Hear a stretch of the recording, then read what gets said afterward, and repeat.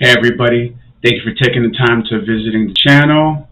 It's your host, Past President Pierre, and I actually have an interesting article in my mess. And it has to do with tattoos, and I know there's a little speculative when it comes to tattoos, when it comes to the workforce nowadays, but you'd be surprised at how far back tattoos go and the significance that tattoos had when it comes to childbirth, as you see in the headlines of this article. But after this, hopefully you get a different idea and a different viewpoint when it comes to tattoos. But anywho, well, let's not waste any time and let's get right into it. Protective childbirth tattoos found on ancient Egyptian mummies. Very interesting. Some ancient Egyptian mothers got tattoos that were likely meant to protect them during childbirth and during the postpartum period, an analysis of their mummies reveals. As we all know, ladies, when it comes to childbirth, it's a very enduring event. So back in the day, there was different ways for the ancients to relieve their stress.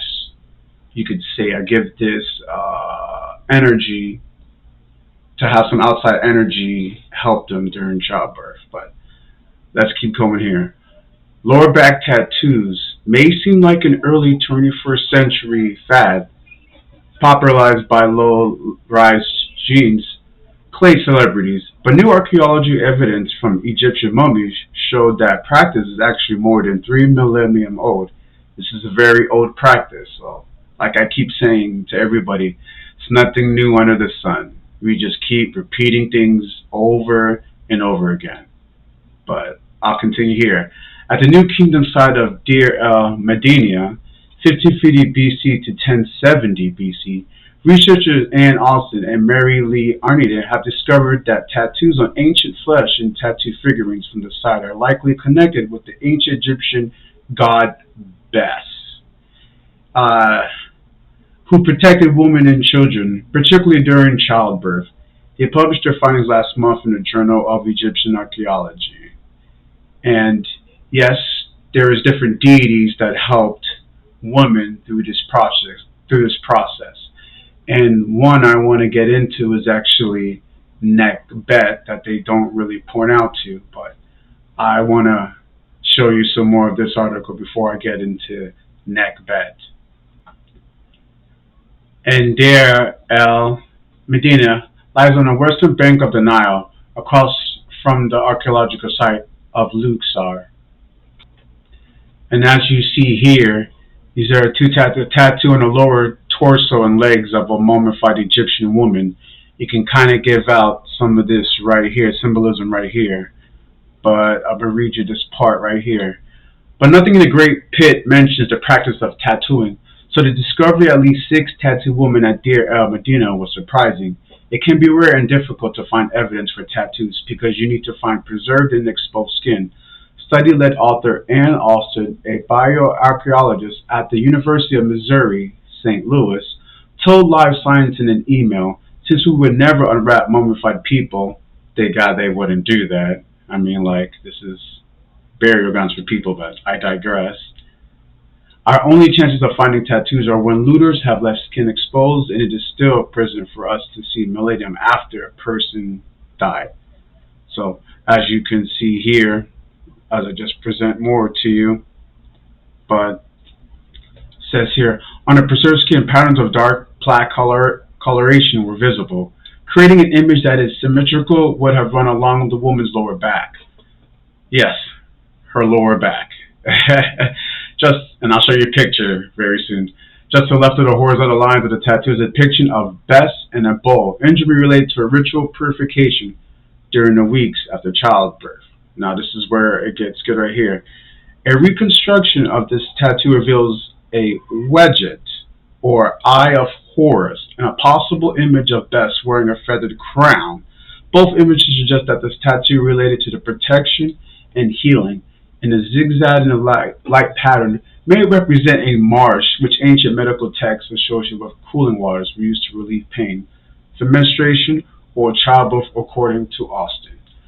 So now, as I said, I want to go back what I said about Nekhbet, because she was actually one of the first. You can say she's the OG mother when it came to protection of childbirth through for women. So, who is Nekhbet? Well, I'll give you a briefing of who Nekhbet is real quick.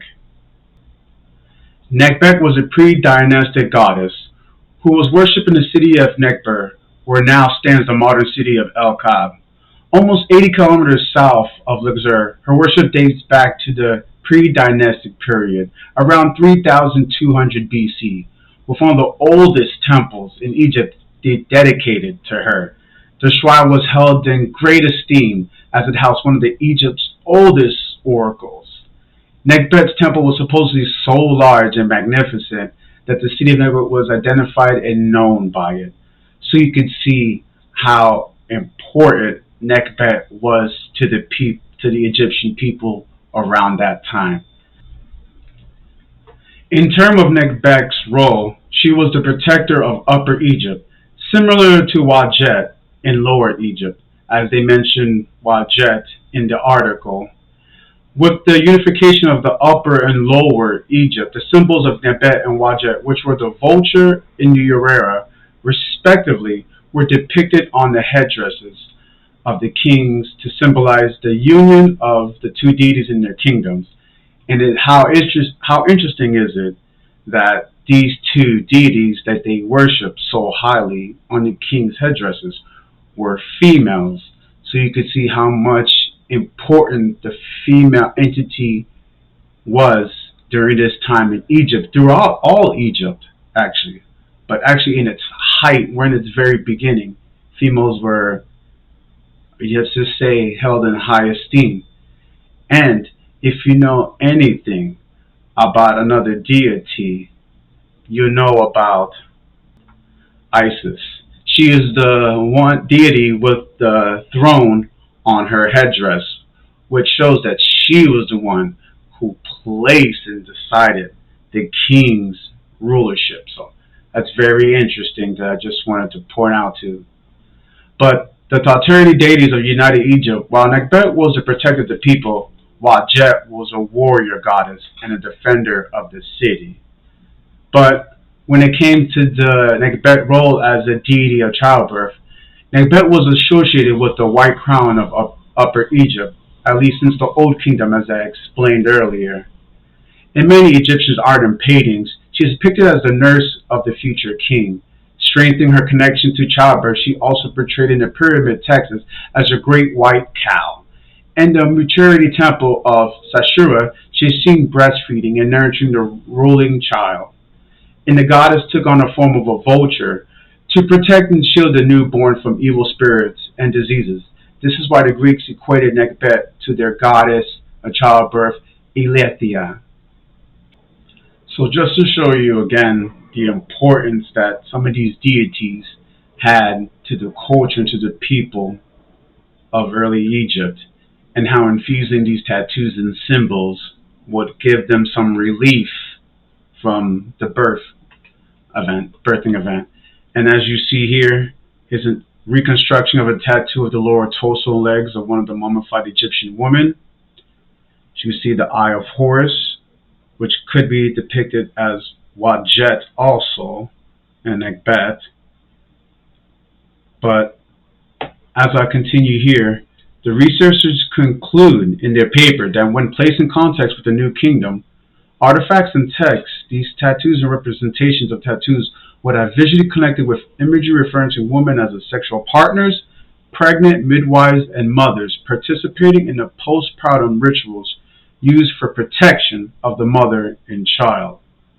So, once again, these tattoos symbolizes the deities to be there with them to give them some relief towards this. And also here, I'm going to finish it off.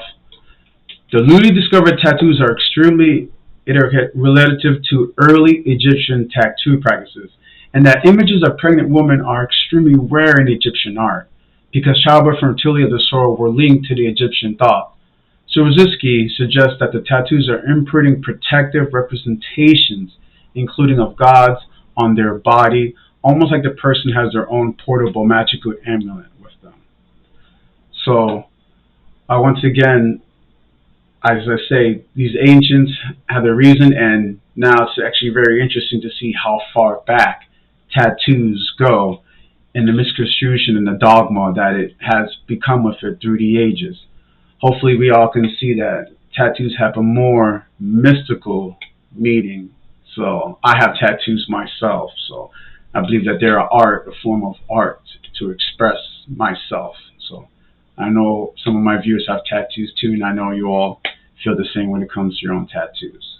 But yeah, I hope you guys like this article and you have a different viewpoint when it comes to tattoos. Once again, please be linked because I have another video coming real soon I'm doing when it comes to ancient cults in ancient history, how all this mixes all together. So please be patient. It is coming soon, and I promise you're going to learn something that you never knew about ancient cults. I'm going to get rid of the dogma, and I promise you're going to hear some things that no one's talking about, and you're going to hear it me because I deliver the truth. But yeah, anywho, I hope you all appreciated this, and I'll see you guys all in the next video. Take care, everybody. Peace.